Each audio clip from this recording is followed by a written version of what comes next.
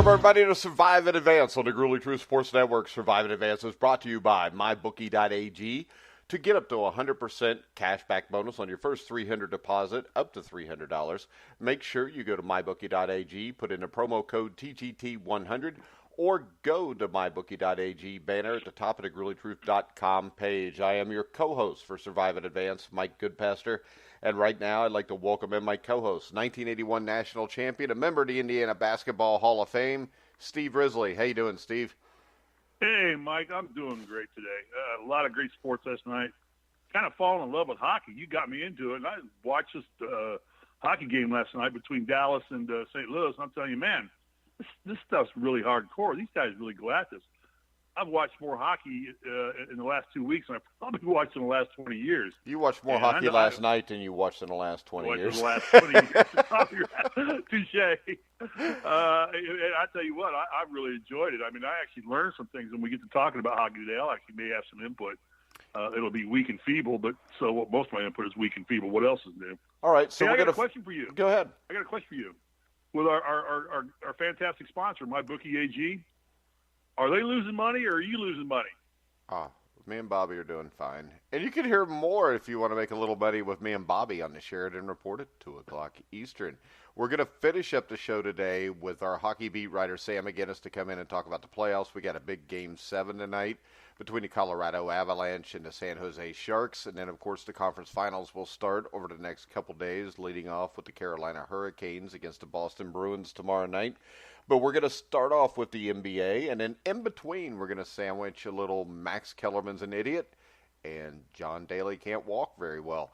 Let's start off with the NBA playoffs. Last night, the Philadelphia 76ers got manhandled by the Toronto Raptors.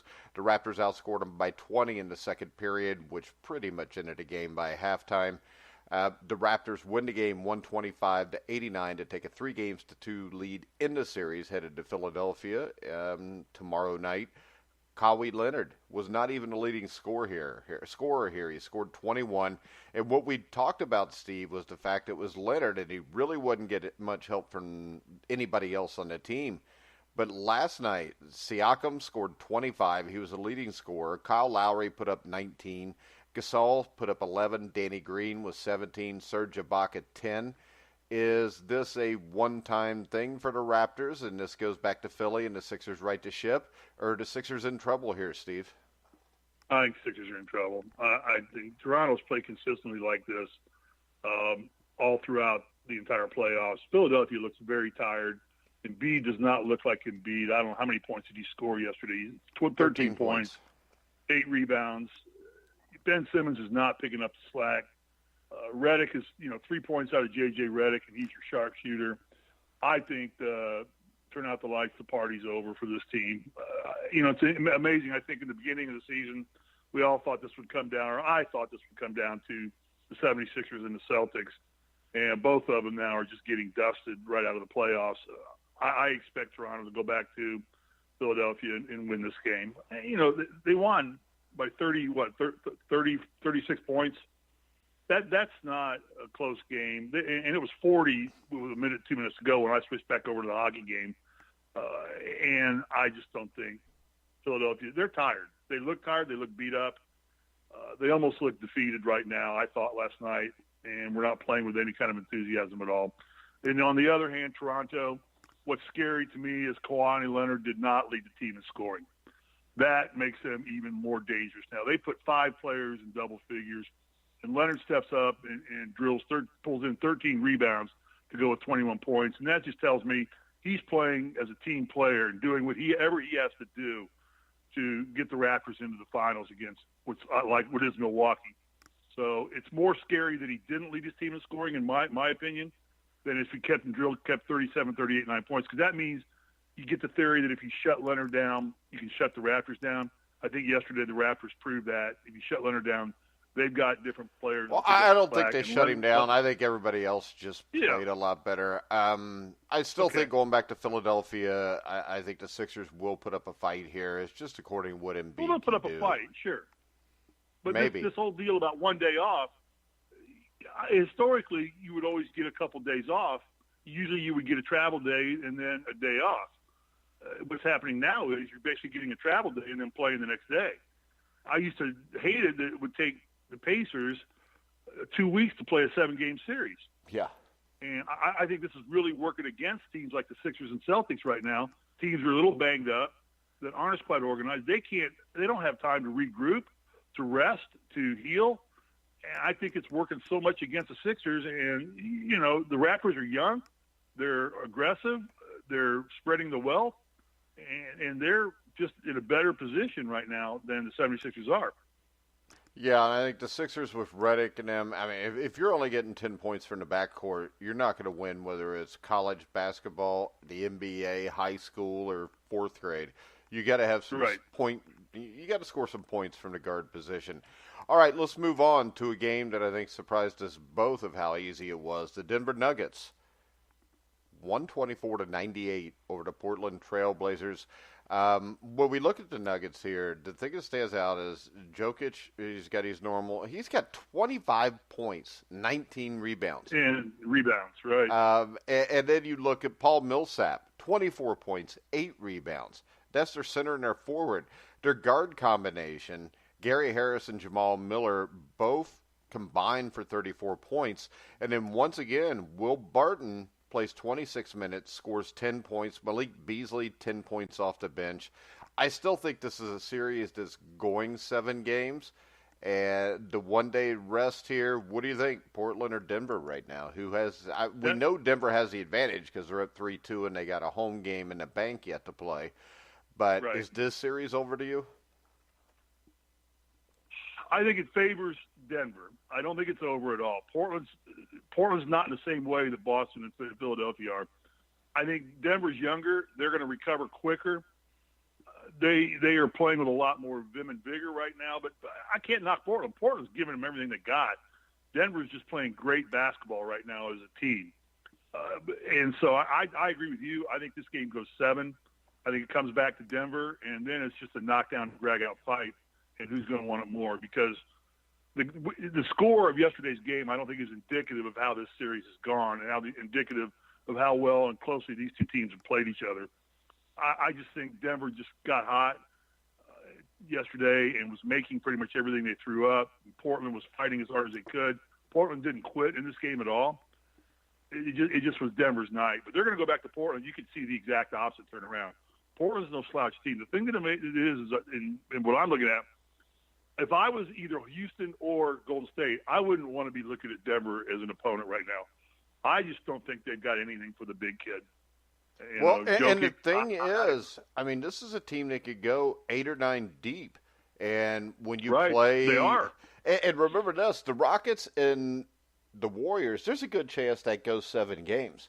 So they're going to be beating up on each other, especially I think if the Nuggets could finish this in 6 and then have the other series extend 7 games into Saturday or Sunday, I think that could make a difference also. But when you look at this, I mean, Gary Harris and Jamal Murray to me is the big one here because Jamal Murray, it seems like every time they need a big shot, he hits it. And right now, Harris and Murray have outplayed Lillard and McCollum, which I don't think anybody thought would happen. No, and here's the thing about Murray and Harris, and even my wife picked up on it. So, we all know Gary. Gary has been at our house many times as a kid, and we all know him as we know their family's a wonderful family.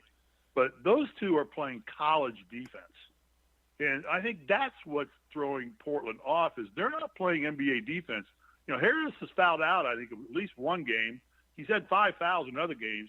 These guys are getting in your grill and forcing bad things to happen to Portland's front court or back court, excuse me. I'm watching Gary and Murray. They're forcing the issue defensively, and I think that's throwing Portland out of their source a little bit. And then you've got Jokic in the middle. And Millsap's playing phenomenal basketball. He's 34, isn't he the only elder statesman on his basketball team? Millsap, yeah. Yeah, and he's playing like a leader and showing great leadership.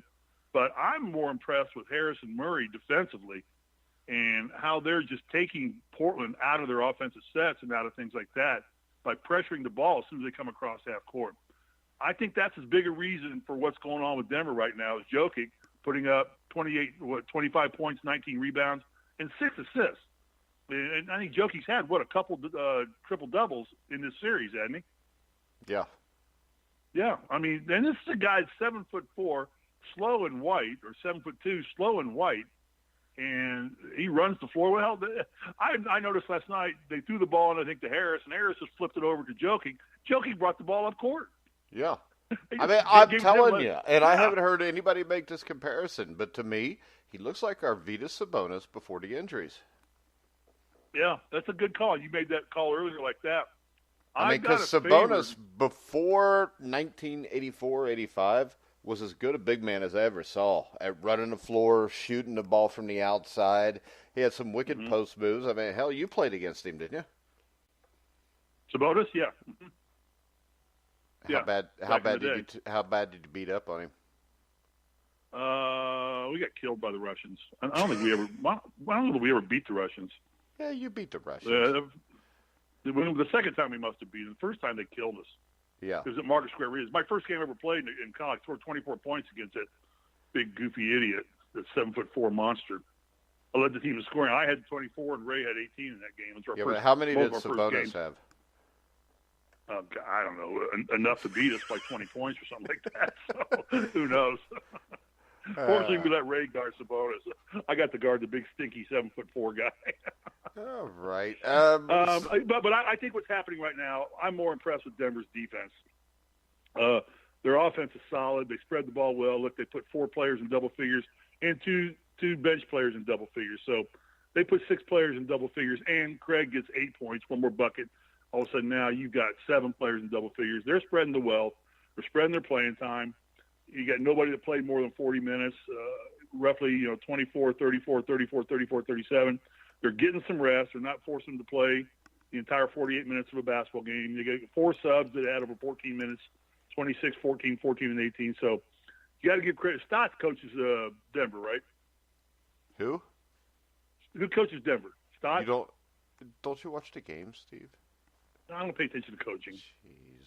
What about it? You don't like him? I don't like him. I don't think he's No. I think he's doing a masterful job. I think he sucks. Terry played when I played. I think he's that old. I think he's pretty much my age, or he played right after me. I remember Terry in college. Michael Malone is the head coach of the Nuggets. Okay, the Stotts is at Portland. So Malone, whoever's coaching Denver, has got them playing in a good place, but be more impressed with Denver's defensive effort than anything right now, because it's taking Portland out of the hunt, and that could really disrupt, because I've watched Golden State play. They're not playing with the same vim and vigor they've been playing with here. They look a little tired. And if it ends up being Golden State and Denver keeps playing that defense, so you take Curry out of the mix, and you got, they have to deal with the big – Durant's going to have to deal with Jokic. I mean, who's going to guard Jokic? It's probably going to have to be Durant. They'll probably put Iguodala on or something. You don't want to wear him out for his offense. You don't want to wear him out. Yeah, well, then it creates – Denver's defense is going to create mismatches for either one of those two teams because they play hard backcourt defense, and I think that's the key. So, I'm going to be interested to hear what Bobby has to say about the next game between Portland and Denver, to see where he analyzes a lot deeper than I do, and probably you do too. So he'll have a great analysis for this game. And Bobby, if you're listening, which I don't think you're out of bed yet, but if you are, I'm really anxious to see what you think. I think Portland wins Game 6 in a squeaker, and it comes back to Game 7. I think Denver. See, I'm not as sure now. I think Denver has impressed me as being better than what they thought they would be, because I really thought Portland would take them out in 5 games, and that has obviously not been the case. If Denver continues to play the defense they're playing right now, Portland's in trouble. All right. Let's go to your favorite commentator on ESPN, Max Kellerman, who yesterday made the comment that he's not real sure if Larry Fitzgerald's a Hall of Famer. He compared him to Vince Carter, saying he might make the Hall of Fame because of his longevity and willingness to keep playing, not being an MVP caliber candidate anymore. This is Max Kellerman, who started off, you can find this on YouTube. He was a white Jewish rapper when he was younger, and then he did a cable access show on boxing which turned into him getting hired by HBO, ESPN, and all these guys. And I hope this is just a case that Max is trying to stir some controversy up, because there's no controversy here. I mean, No. Larry Fitzgerald may be the greatest wide receiver I've ever seen play. It's him and Jerry Rice to me. Yeah, if you have, and this is a case where for every good reporter ESPN hires, like say a Scotty Van Pelt or something like that, they hire 10 idiots who just say things just to be saying things to get attention to ESPN. And here's a perfect case. To say that Larry Fitzgerald is not Hall of Fame material, I mean, what does it say here? He's ranked second all-time in receiving yards, only behind Jerry Rice, I think. Ahead of Terrell Owens, Randy Moss, both are in the Hall of Fame last summer. I mean, he's in the top 3 or 4, 11-time Pro Bowl selection, 3rd in career receptions, 6th in receiving touchdowns. I mean, come on. I mean, does a guy like Max Kellerman not think that it doesn't disrupt his credibility to make a statement that Larry Fitzgerald doesn't belong in the Hall of Fame? Well, I think when you don't have any credibility, maybe it's not that big a deal. It doesn't matter, right? Yeah, I know, but I understand the point. If you can validate your claim and show me, I mean, he's shown me no place where Larry Fitzgerald has failed to live up to Hall of Fame status. Is there a place where Larry Fitzgerald the only thing that could be brought up is he hasn't won a Super Bowl, but right. But look he at got the Cardinals to the team. Super Bowl. That Cardinals team was 9-7 the year they went to the playoffs, and Fitzgerald played 3 or 4 of the greatest playoff games you've ever seen.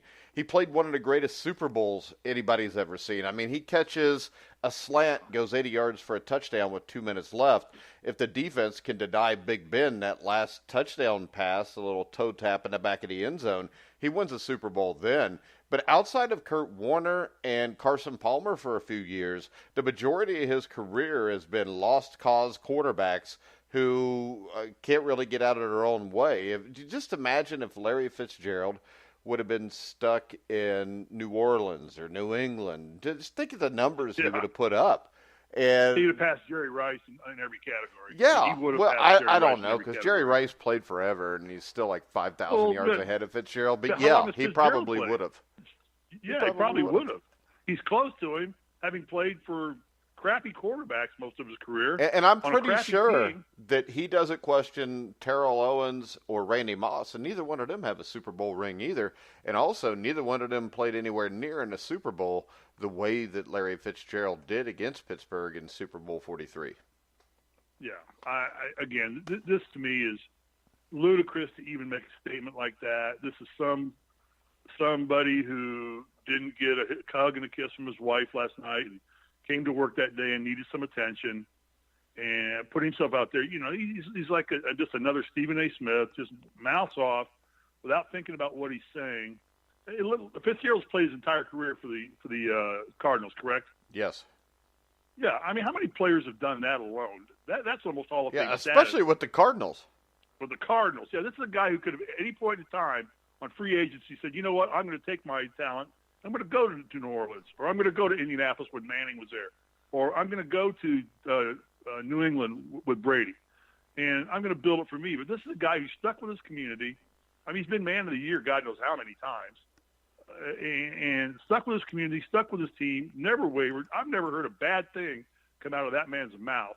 He's been total class for the NFL, and for Kellerman to even suggest that just shows Kellerman's stupidity. You know what they should do, Mike? They should fire Kellerman and hire you and I.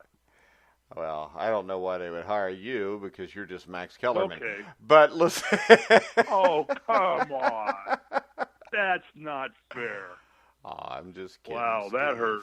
That hurt. I'm kidding, Steve. You don't have to see. He said, if there was composition to his comment, there's no composition to his comment. There's no credibility in that statement at all. And you know what he got? He got attention. He got himself on headlines. We're talking about it on our show, which we probably get more listeners and he has followers on his show. I didn't even know who Max Kellerman was. As far as I knew, Max Kellerman was the guy that owned the big camp in Come on. Dirty Dancing. Ah, there you go. Dirty Dancing was like one of the greatest movies of all time, by the way, too. Oh, no doubt. But they all remember they went to Max Kellerman's. No, they went to Kellerman's. I don't remember if it was Max or not. Maybe that was Max's grandpappy.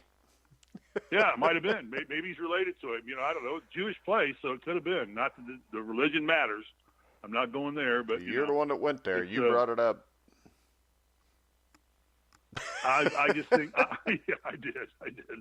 I think that's a ludicrous statement to make. I think that I would believe that Larry Fitzgerald would be an almost unanimous first ballot entry into the Hall of Fame. Max Kellerman may be the only idiot who doesn't vote for him if they give that idiot a vote, which I'm sure they won't. All right. Move on. We also we're going to talk golf just for a little bit because it's a golfer everybody likes. And it's not about Tiger Woods either. The PGA Championship starts May 16th at Bethpage Black Golf Course, a notoriously tough public course.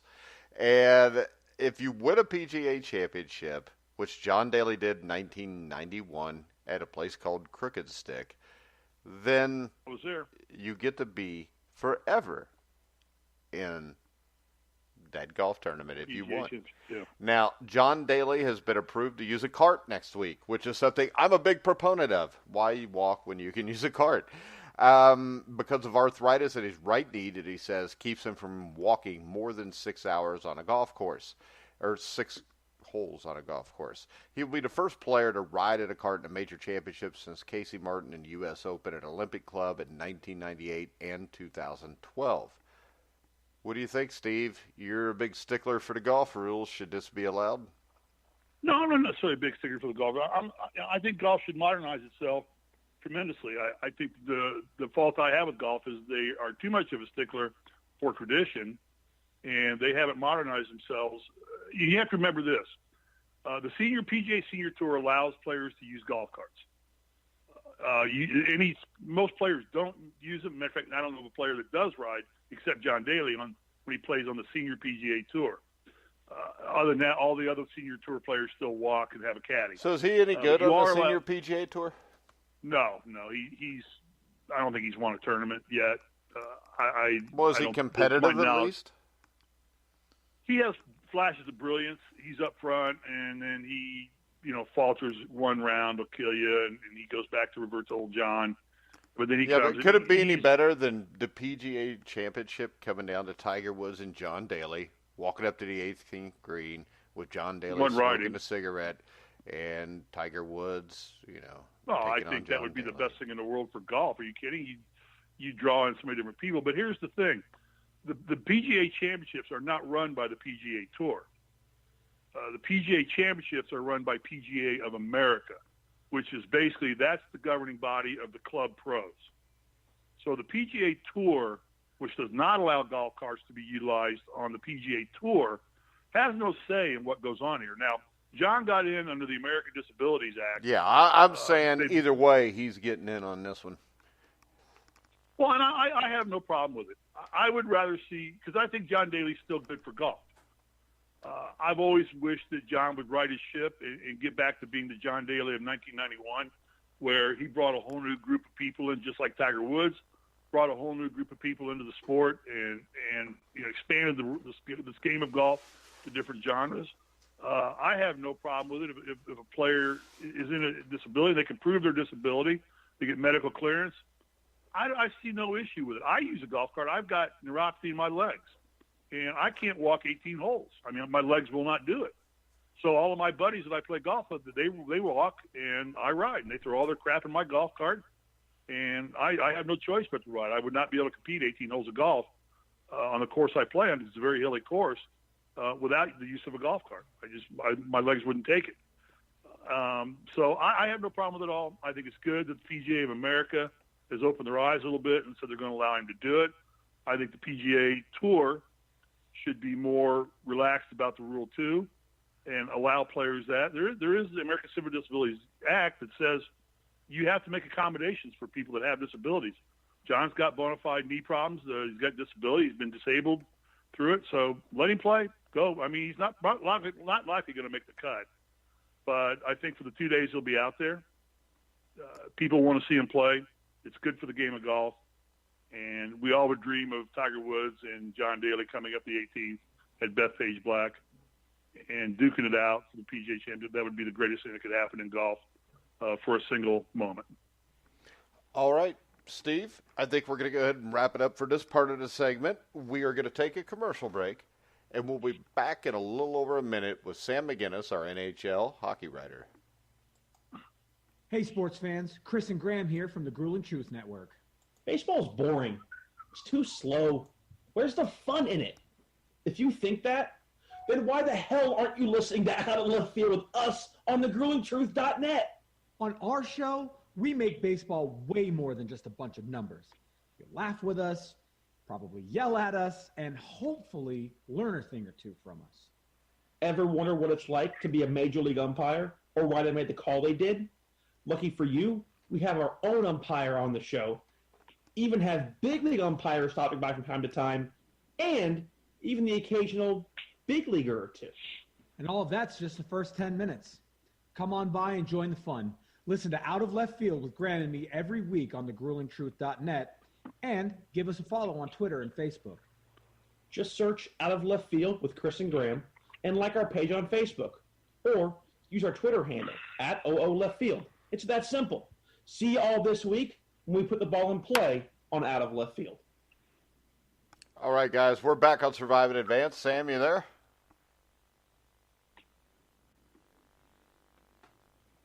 Steve, you might have to act like you're Sam. Oh, don't do that. I just pulled up a hockey box score. I just pulled up the Dallas Stars. Oh, my God. What is a PIM? That must be penalty minutes. Yeah. HT, TK, GV, SM, BS. BS, that bullshit? I don't think so, They Steve. get points for huh? But you're not supposed to use potty language on air, remember? Oh, I thought we just couldn't use the Lord's name in vain. Well, you shouldn't use potty language. Well, you do. No, I don't. You get pissed off. I never have. Oh, yeah, you All right, guys, Oh, my our God, NHL beat reporter, Sam McGinnis. How you doing, Sam? I'm doing good. Sam, you got to explain something to me. Stuart will have to explain this next week when we have Stuart back on also. You both picked the Blue Jackets to win the series and to go to the Stanley Cup Finals even. What happened? They collapsed. Specifically the goal right at the end of Game 5 kind of killed them. They lost everything after that. Yeah, because there was no offense. They had that little flurry where they got to 2 goals to tie the game, and then it seemed like once that game winner by the Bruins at the end of Game 5 was pretty much it. Yeah, you can tell sometimes just when a team's done, and it was like the killing moment was there. The excitement from the Bruins and the absolute defeat on the faces of the Blue Jackets really showed that they weren't going to win the 6th game. All right, so what are the chances the Blue Jackets return to this depth in the playoffs next year? That depends. I'd say the only way they can do that is if they re-sign 2 of the 3 players, Matt Duchene, Artemi Panarin, and Bobrovsky. I think Bobrovsky has to be one of those. And then Artemi Panarin and Duchene, you got to pick between those 2 because I'm not sure if they're going to really be able to pay for all 3 of them. Yeah, and Bobrovsky, I know, gave up a fair amount of goals those last 2 games, but I don't think that's on him because I think he was still spectacular. And I think it was just the fact that Columbus really couldn't generate any offense. Yeah, that's where their problem was for those last few games. It wasn't really on Bobrovsky, which is odd because it usually is. That's mean, man. He made it all the way through the playoffs, and you're still going to rip him. Maybe he has seen the light. Maybe he listened to our show and thought, I'm going to prove Sam McGinnis wrong. I bet that's what he did. You think that's what he did? I bet you, yeah. I don't think it is. But No, we got Steve Risley on, and Steve has now become a hockey fan. He actually watched Game 7 last night between the Stars and the Blues, didn't you, Steve? I did. It was fantastic. This Ben Bishop guy is a beast.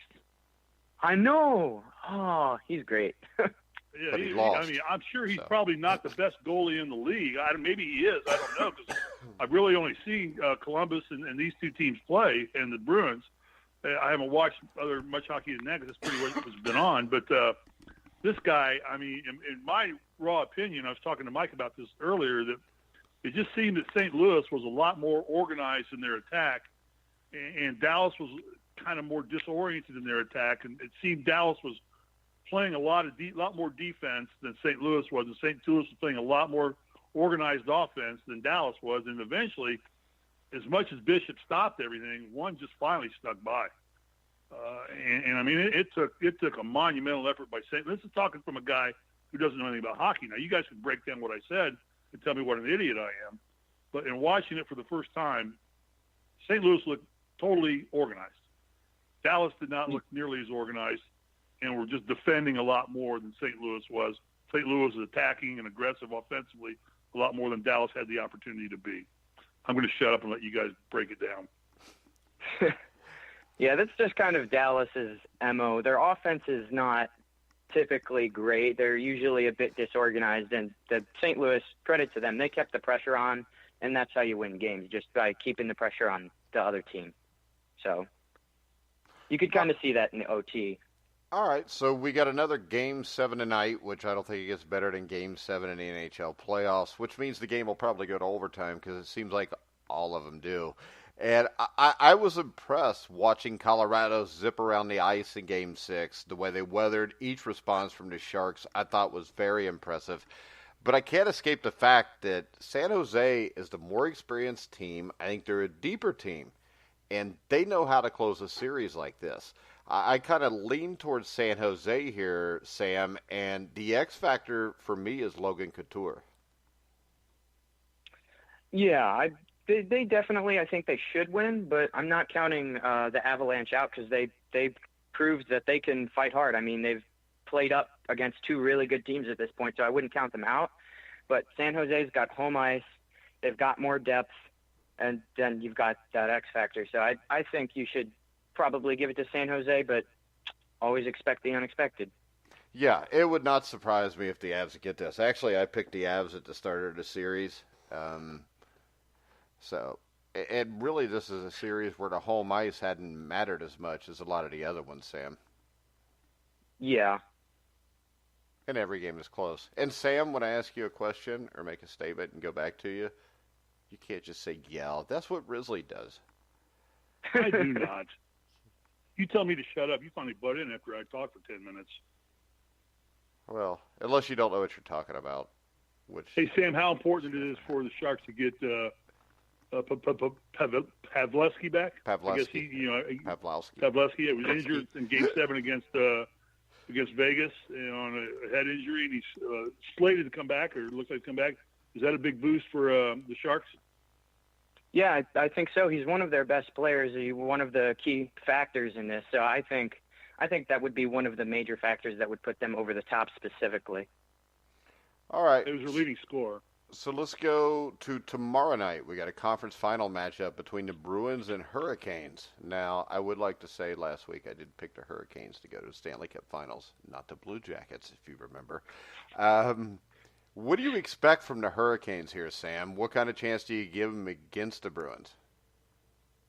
I think this is one of the pretty evenly matched series because both the Bruins and Hurricanes have been very good all postseason. The Bruins have home ice, yes, but the Hurricanes just don't care. Like Game 7 versus Washington, they still won. They weren't on home ice there either. So I would say that it's a pretty even match, so it's going to be kind of hard one for me to pick. All right, so what do you think is the big difference that will decide this series, though?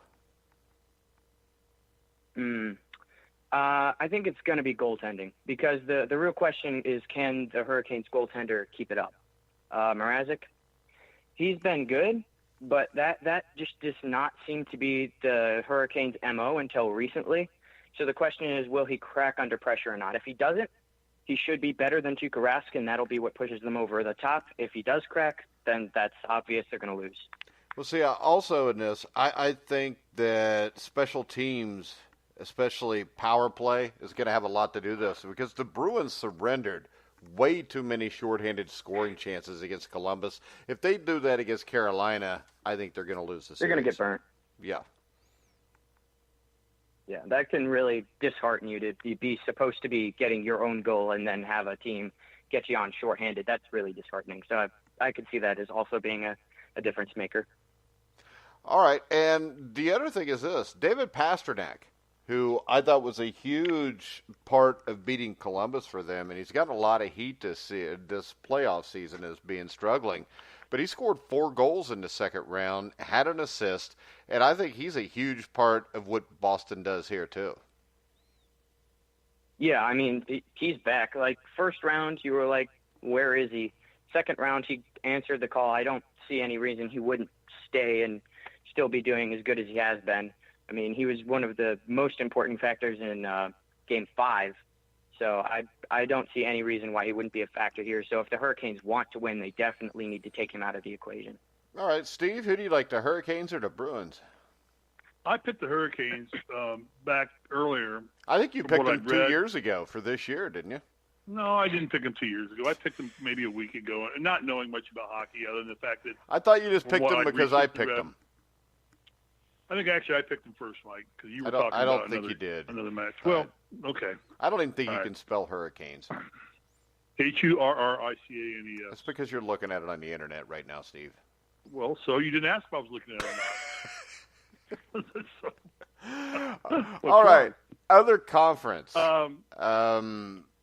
You want to go ahead? Do you have something intelligent to say here, Steve? I never have anything intelligent to say, Mike. You remind me of that every time I speak. All right. So, Sam, let's see how Sam does. All right. We're looking at this. We get the Blues. And I think we talked a lot about Bishop last night with the Stars, but I think it's obvious that the Blues were not a very good team until Bennington got in goal for them in January. Is Bennington enough with the Blues to overcome the Avalanche or the Sharks? Because I think he is. I think the Blues are going to the finals. Yeah, I think that's a reasonable thing to think because they've overcome every challenge they've had. I see no reason why they couldn't even win the finals for that matter, which I would hate, but I got to give credit to them. Why do you hate the Blues, Sam? They are rivals with the Red Wings, and Caleb also happens to love St. Louis a lot, so he rubs it in my face every time they win a game. All right. Well, the Red Wings haven't been good since, what, Steve Yzerman back in the 1890s? No, they were good. They won 2 Stanley Cups in the 2000s. I know. Heck, we actually me and Steve interviewed a guy from those teams, didn't we, Steve? Yes, we did. Do you remember his name, Steve? No, I don't. I anticipated that question. Well, then you should have been Googling it. Daniel Carcillo. Correct, Steve? Did we interview Daniel? I don't know. We interviewed one of them, and the other one we didn't. No, we didn't. Daniel would never come on our show. Is he the one with the... I don't know. He's the one that's... Yeah, he's got We interviewed CTE one of them. It was something. the other guy. We didn't interview Daniel would never come on our show. He agreed to, but he just blew us off every time, so we stopped calling him. He didn't like Risley. He didn't know me. How can you not like me if you don't know? I mean, if you know me, I give you credit for not liking me. That's fine. But if you don't know me, that's BS. That's horsefuck. I have to use the word horsefucking now. I can't use BS anymore. You just used BS. You said BS. Oh, do you mean what the word is, the acronym for? BS could mean big stud. Okay. It could. Right. You're right. Yeah. All right. So, what have you learned about hockey so far this year, Steve? It's a great sport. I think that you have to be an incredible athlete to play this game. It's the fastest moving sport, which enjoys it. I like the fact that they don't have timeouts. They don't have instant replay that I've seen. I'm sure they do have it on goals and things like that, but it's still a game controlled by the referees and not by television cameras, which I thoroughly enjoy. You know my feelings about instant replay. I think that it's what impressed me the most last night was how hard fought both the teams played last night, St. Louis and in Dallas, and how difficult it had to be for Dallas to get up there, and they walked down. I mean, and they formed their lines and shook each other's hands, but they talked to each other. They didn't just slap fives and get it over in 5 seconds. I mean, those guys had words to say to each other, patting each other on the back. And I mean, I saw Dallas patting St. Louis players on the back, and there seemed to be a tremendous amount of sportsmanship in the game. And those are things that I took away from it because I actually watched all that. There was rough play, but not dirty play. Obviously fighting is a part of hockey, and not so much anymore. I think they control a lot better. But I thought it was a clean, great sport, and I think people should really, you want to get away from the crap of the NFL and the NBA, go watch a hockey game because it was class all the way. And what a great game. What fun. I wish I knew the rules better. I still don't know what icing is. That's what you put on a cake, Steve. I know that. I like butternut icing too. Yeah. That's all right. We have a question from a listener. We have Rod in Toronto, Ontario. Hey, that's where Lucas lives. So our friend Lucas lives there, Steve. But his question is, do we believe that the penalty on the Bruins should have just been a 2-minute minor or a 5-minute major, Sam? Because to me, the fact that there's a 1-game suspension tells you that the Blue Jackets got screwed in this case. Yeah, it definitely should have been, I think, a shorter amount of time, for sure. I thought it was a little extreme. It should have been a longer amount of time, you mean? I think that was a 5-minute major. I mean, he went in with the intention to take his head off. I know. It's because you've been around Steve for a while now. He wears off on you. Jeez. Sam, I make a statement like that, and I get blistered for the next 10 minutes about what an idiot I am. Yeah, but you don't. Sam, have you ever heard me blister Steve and call him an idiot? Many, many times. Oh, okay. So Thank you, so wait a second. This is unfair because I didn't notice Sam listened unless he was on the show. Thank you, Sam. I would like to scratch that question from the records. All right. What question? Exactly, Sam. See, Sam gets it, Steve. You don't. You're an idiot. All right. All right. Steve, do you have anything else intelligent to add to the conversation, or are we done here? No. I'm done. I said about everything I know about hockey. And somebody tell me, what is icing? I'm serious. So, I don't. Is the puck and the guy with the puck got to be the first person across the blue line or the last person? So here's the thing. Icing in short. You've got the line that draws the thing in half. If you shoot the puck all the way down to their end of the ice, it's called icing. Yeah, all the way down past their red line behind the goalie. That's called icing. It can't cross the blue line or the red line without somebody touching the puck. Yeah, somebody's like, that's why you see so many tips right past that line when they're trying to get changes, is they'll just tip the puck so it's not icing and they can get a change. Okay. All right. We have a question from Detroit, John Hollander on Twitter, who asks, says Sam is a Red Wings fan. What's he think about Holland leaving and becoming the GM for the Oilers? Thank goodness. I'd rather have Steve Yzerman. What's Steve Yzerman done as a GM to make you think he'd be better than somebody that won, 4 cups as a GM? Well, I mean, he did kind of create the Tampa Bay juggernaut, and Holland made a lot of no-trade clauses I didn't really like. So I'm not saying Holland isn't a good GM. I'm just saying, I'd prefer Steve Yzerman. That's what it sounded exactly like you were saying, Sam. Did it not sound that way to you too, Steve? It did very well. No, it did not. He defended me, so no. Actually, he didn't defend you. He just said that I do attack you from time to time. That's defending me. So the only person on this damn show that defends me. All right, so how about this? Sam, you want to tell everybody what you're writing an article about and when it'll be out on thegruelingtruth.com? Yeah, sure. So because I'm a Detroit fan, I also happen to be a Lions fan. So I'm writing a paper about them. It's a whole thing about their legacy of failure and how many fan bases do not understand us, Cleveland aside.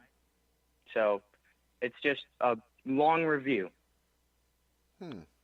So because the main thing with Detroit is, though, they haven't really had that many chances where there was even opportunity to do anything since 1959. Yeah, that's kind of the point, and it's 57. That was the last championship. Yeah, but I mean, 59 is the last time they were relevant, I think. But 58 or 59. Okay. Yeah, because the season goes to me. Hold on here. All right, this is a question from Canada again, from Lucas from Canada. I want your thoughts on the Maple Leafs keeping head coach Mike Babcock. Sam? I mean, he's a good coach. I don't think he's enough to get them past the Bruins every year, but I wouldn't say it's a bad move. So, Lucas, our listener here who's on Spreaker, what are your thoughts? Because my thoughts would be this. They haven't even won a playoff series with Babcock, have they? It's because of the Bruins, literally because of the Bruins. Yeah, but, you could have a better regular season record because the Maple Leafs are a team that I think a lot of people with their off-season moves last year and free agency and stuff, people thought this was a team that would have a much better record than what they had. They should have essentially switched place with the Bruins, I think, but they kind of were significant underachievers throughout the whole season. So if you're significant underachievers, do you want to keep the head coach? But then then the question becomes, do you want to take the risk of getting a bad head coach and then being terrible? So the real question then becomes, how daring are the Maple Leafs? And apparently not very much because they re-signed him. I wouldn't say it's a bad move, but I'm not going to give it like an A+, like great job. Yeah. I don't know a whole lot about it, but I think, well, number one, Lucas just said that they need a better blue line, and the defense for the Maple Leafs is not very good either. No, it's not. Yeah, so, Lucas, Toronto needs to move to an American city so they can challenge for the Stanley Cup again. Toronto is an American city. They need to not play the Bruins is why they... And Sam, they didn't re-sign him, Lucas said. Lucas said, you're an idiot because it's an 8-year contract. He didn't say you're an idiot. I just threw that in because it would make Steve feel better if somebody called somebody else an idiot. That's okay. It's hard to offend me, so... Well, you've been listening to Steve for months, so it's probably wrecked your brain. Okay, give me this. Wow. What was the best team in Detroit Lions history from 1960 to now, Sam? 1960 to now. Yeah. It's either the 11-5 2015, I think it was, or the there was one other team I think in the 90s. It's like 13-3 or something. Are you talking There's about the team in 91 that lost in the NFC Championship? I think that's right. Yes. Okay. I'm young, so I don't know all of this. I know. So what about 1970? I'm young. Come on, Sam. I'm young, too, when it comes to that. I was 2 years old in 1970. But 1970... I wasn't existent yet. It doesn't matter. Neither was I. I was 2. I don't remember anything from there.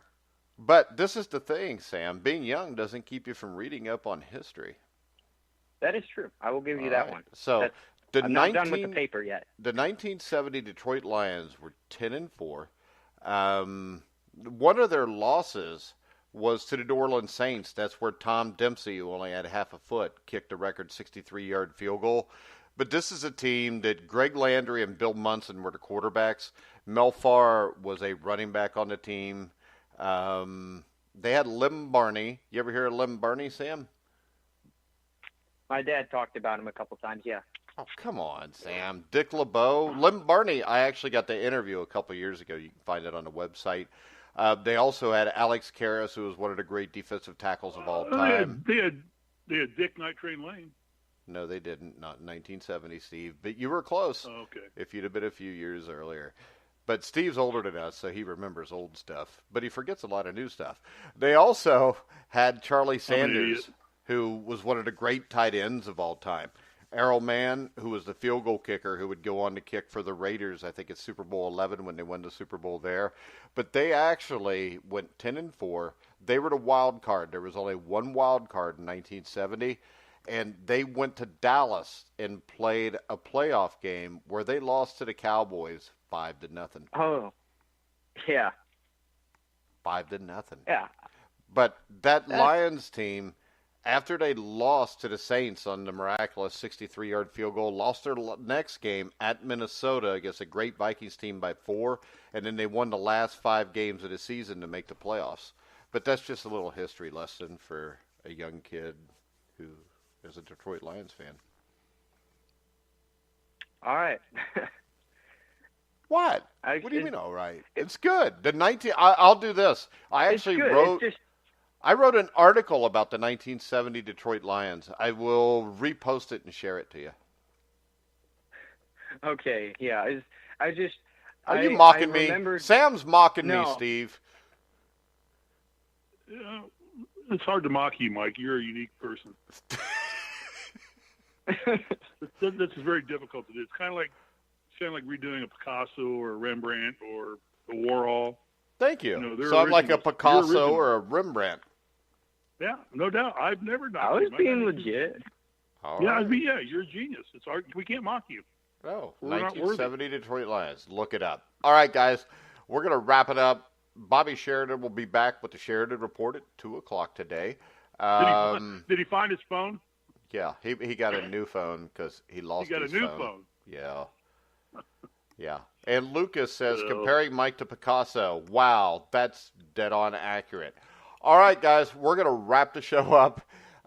Make sure you check out our sponsors, MyBookie, mybookie.ag, promo code TGT100. Hey, you can also Mike, check out Seat Giant.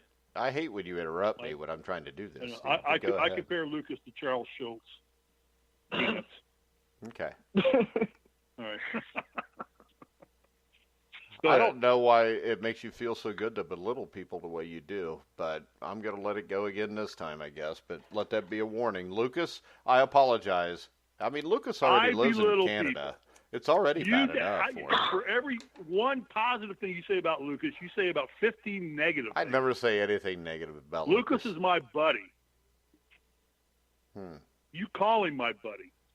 And I'm sorry, MyBookie AG, I'm interrupting your commercial time. So get back to MyBookie AG. It wasn't a commercial time. I just check out MyBookie.ag, check out Seat Giant. They are more important to us than I am. And we've got like 2 or 3 more sponsors that will be coming on before June the 1st. So make sure you check them out, even though we can't tell you who they are yet. All right, guys, we're going to wrap it up. Remember, you can hear all of our shows on iHeartRadio, Spotify, iTunes, TuneIn, Spreaker, Stitcher. Make sure you download the Grueling Truth app off of Zeno Live Radio. Also, the Grueling Truth app off. I lost my train of thought because Steve always interrupts me here. Off of iTunes.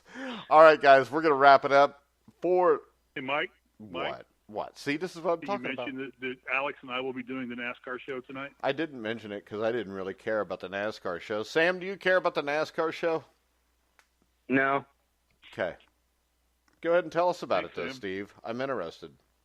Not. No, we're going to recap Dover, the Monster Mile, and take a look at Kansas City, the first big mile-and-a-half track, which changes things. The aero packages come into play. We'll recap the fact that Martin Truex Jr. came from the last starting spot due to a failing inspection to drive all the way to first place. And we'll take a look at the resurgence of the Chevy product, which is now all of a sudden being very competitive in the short tracks and the mile-and-a-half tracks, having won at Talladega. So we've got a lot to talk about on NASCAR, the NASCAR show tonight, with Alex Gray and myself, probably airing around 8 o'clock Eastern time.